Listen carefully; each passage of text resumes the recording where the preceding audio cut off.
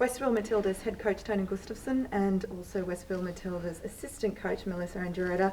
Tony, I will get you to start with some comments in relation to the last couple of days of the FIFA window. All right, well, hi everyone, thanks for joining. We just finished off a closing meeting of the camp and summarized the camp and took a lot of learnings from it. It's been, if I first look at it from a general perspective, I said in the beginning of the camp, I'm so happy to finally meet all the staff and all the players, to finally actually be in a camp with the team after a very, very long wait. It's been a pleasure meeting these people, a phenomenal group of staff that's been working extremely hard behind the scenes, but also with always a laughter and a smile on their face. So that's been a pleasure. In terms of the players, it's been really impressed with the experienced players, how they brought these new players on board and make them feel welcomed. I also like the vibe and the energy and the commitment to always try to be one day better, whether that's in this meeting room that we're in right now when we had a lot of theory, a lot of video sessions, or whether it was on the field. So that kind of summarized the whole camp. If we start in the general perspective, I bet we're going to get into the games as well and the results and talk about those. But in general, that's my comment for the camp. Marco. Could I just ask if you could speak, if you could turn the volume up? Yeah, sure. All right, Marco.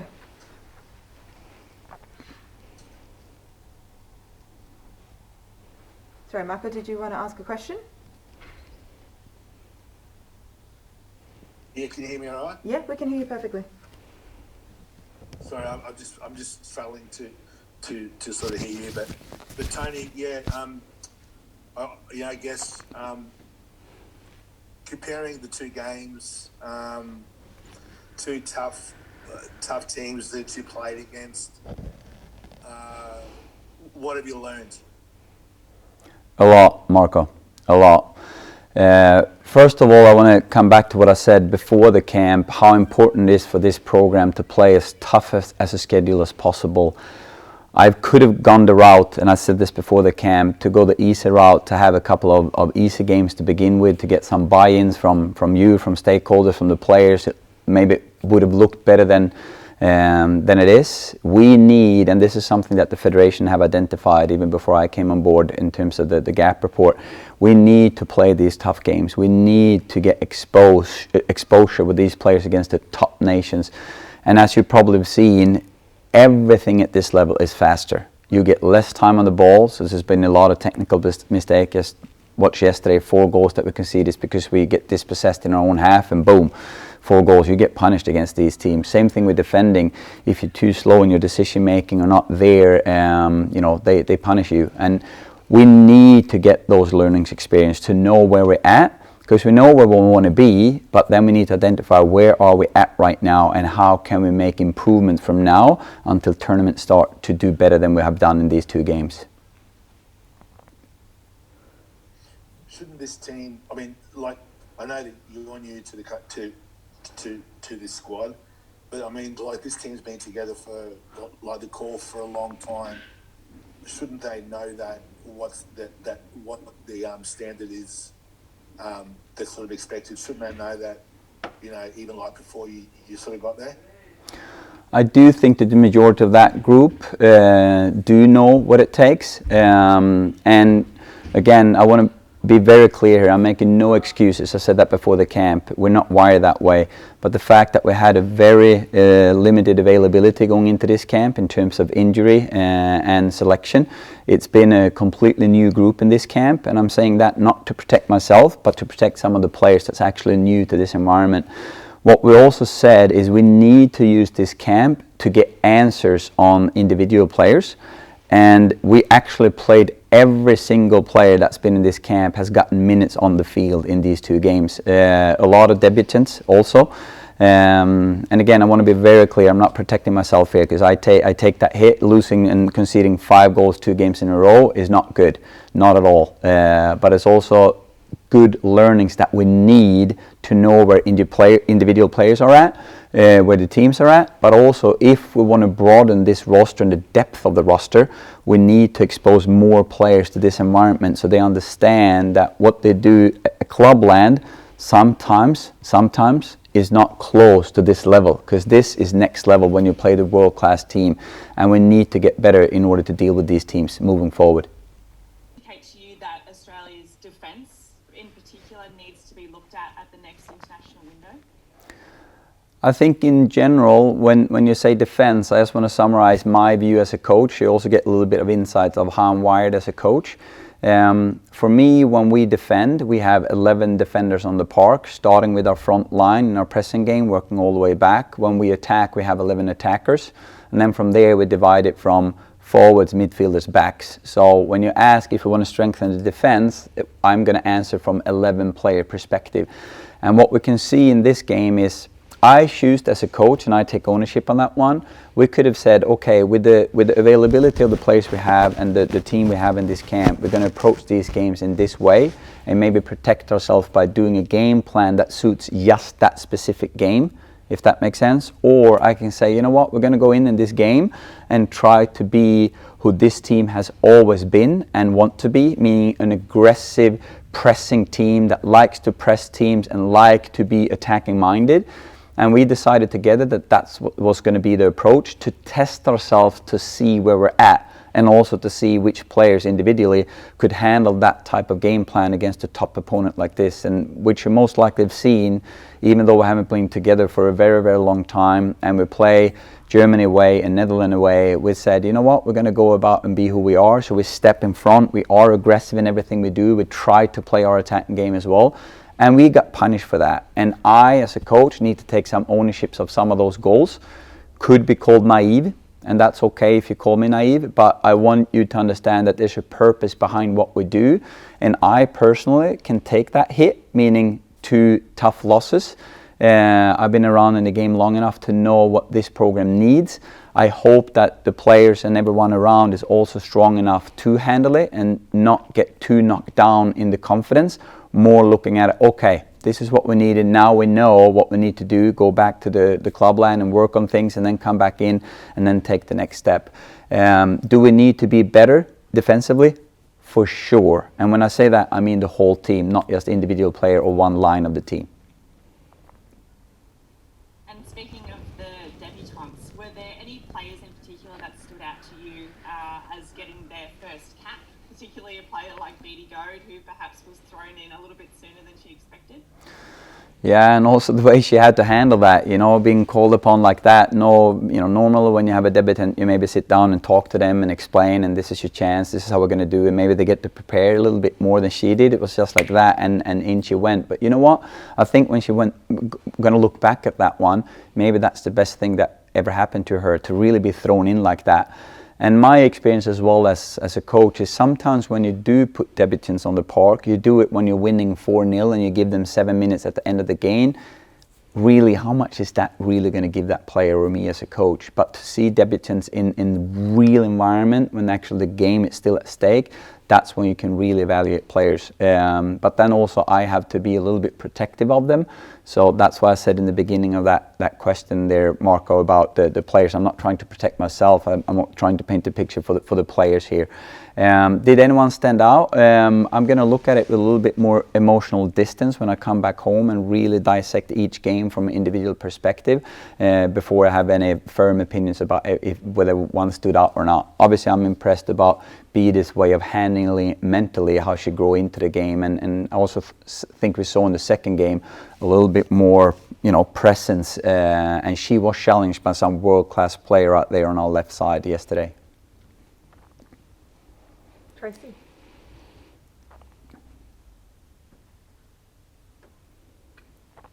Tracy. Okay, can you hear me? Yeah, we can hear you. I'd like to know if there was a particular reason why we didn't hear from you or any of the players after the match, and why we had to wait till the next morning, because this wouldn't happen so often in the men's game. Do you know what I mean? And so there's been a lot of talk behind the scenes here in Australia about whether are we looking at a team that may be a little protected or has been protected in the past? Let them feel a bit better after a night's sleep before we hear from anybody, that kind of thing. Well, to be honest, Tracy, that feels like a little bit of a strange question to me, because I did the interview right after the game yesterday when I was asked to do the interview, and after the last game as well at midnight, I did a sit down and the interview here at midnight after the first game as well. So from my perspective, definitely not. I want to be open, and I think we've talked enough until this point that that I've always want to be available. We're doing this together, so from my perspective, not at all. And my apologies if I made you feel that way, because that has not been my intention at all. Oh no, I'm just asking because I'm not accusing you of anything or suggesting anything, and I think that explains it. So my next question is, how determined were you to actually give this team a tough introduction to your style and to each other, in order to do what you said at the beginning, and that is to say, okay, where are we really at? And this is the bar we have to jump over. Was there any sense in your mind that this was going to be too difficult? I'm always an honest person. I'm going to be honest now as well. Yes, I knew this was going to be a very, very tough challenge.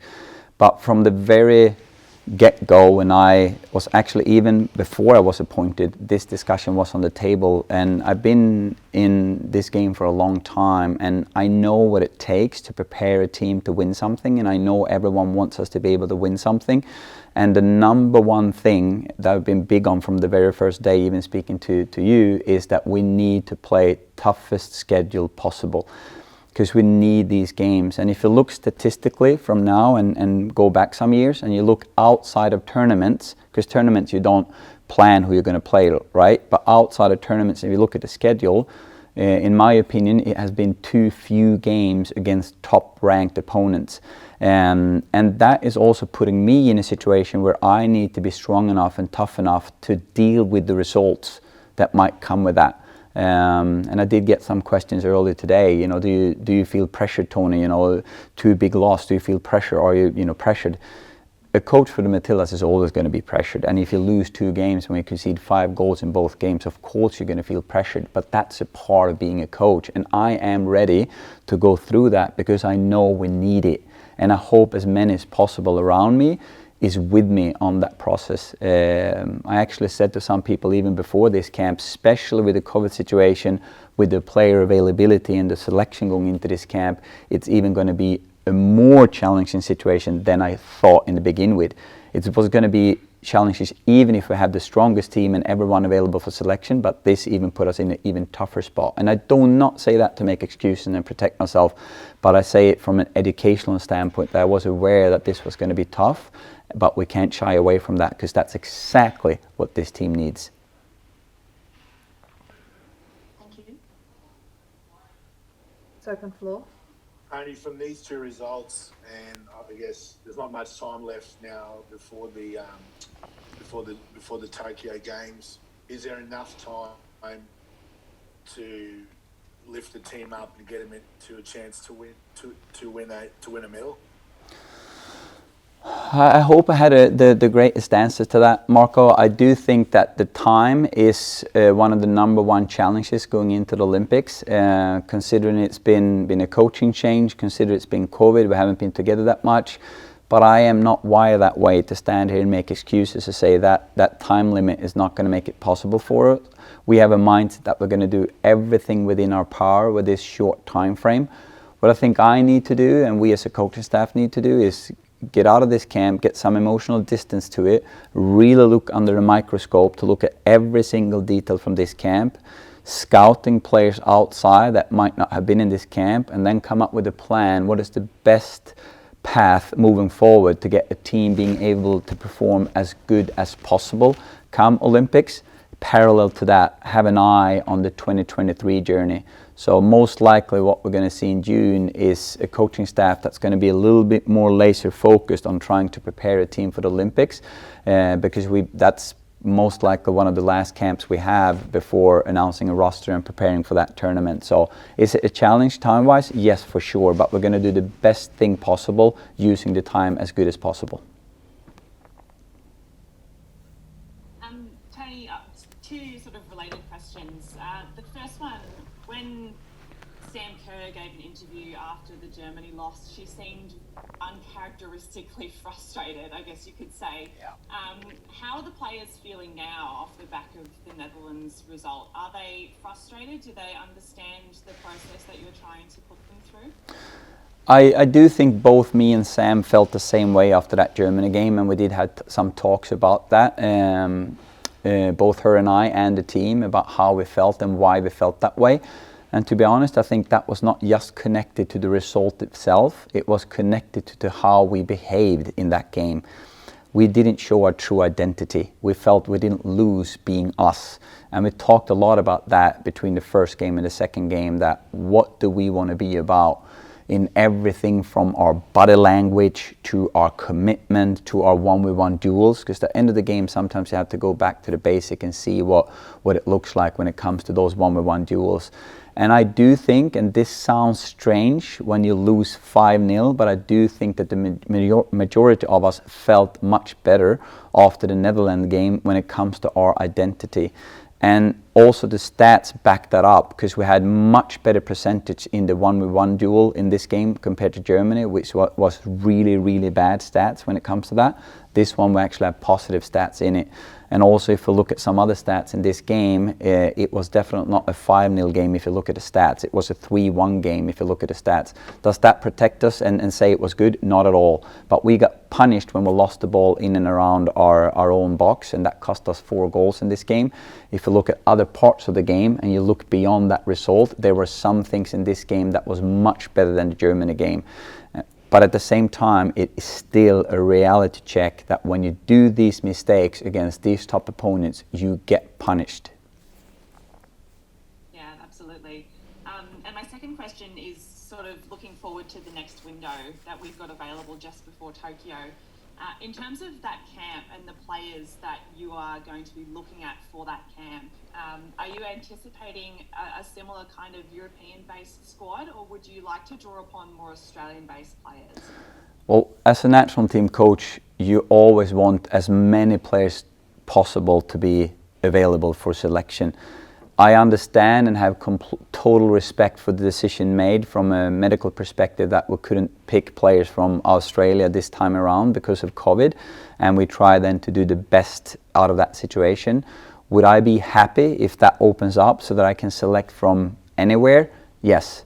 And I also said before this camp that I really felt sorry for the W League players that have had a standout season that's been really impressive performance and then not be available for selection. So do I hope that that opens up? Yes, but with the situation we have in the world today, I know that I most likely have to plan for both, because that decision is most likely not going to be made very close to that window.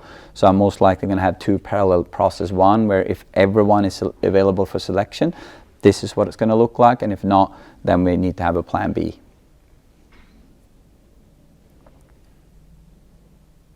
Tony, how many more games do you want to play before the Olympics, or are you planning on playing? As many as possible, Marco, as many as possible, but the FIFA calendar obviously limits us. So if you look at from a FIFA calendar perspective, there's 2 games that you can play in the June window.